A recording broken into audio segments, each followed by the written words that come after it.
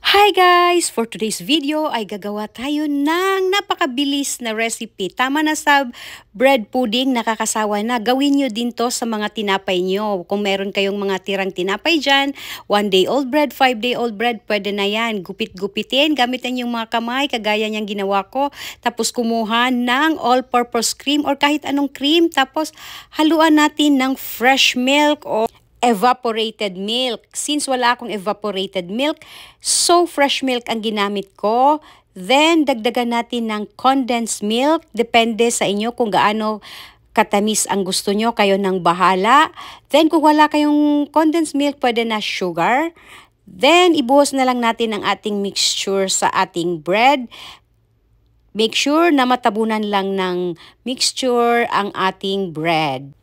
Then, sprinkle natin ng desiccated coconut on top. Ayan, kagaya niyan.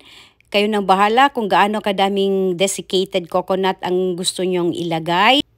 Then, sprinkle nyo din siya ng nuts. Kayo nang bahala kung anong nuts ang gusto nyong gamitin. Peanuts, walnuts, almond nuts, or kung ano pang mga nuts. Then, dagdagan nyo siya ng raisins if meron kayo. Wala akong raisins, kaya nag-omit ako ng raisins. Then, i-bake nyo lang siya for 45 minutes. Then, voila! Yan na siya. Charan! Tikiman time! Try nyo din to guys. Sigurado magugustuhan to ng mga kids nyo. Kayo na lang bahalang i-omit kung anong mga ingredients na ayaw ng mga babies ninyo. Kayo nang bahala kung anong ilagay nyo as toppings. Okay guys? Yun lang for today's video. Follow me for more. Mwah!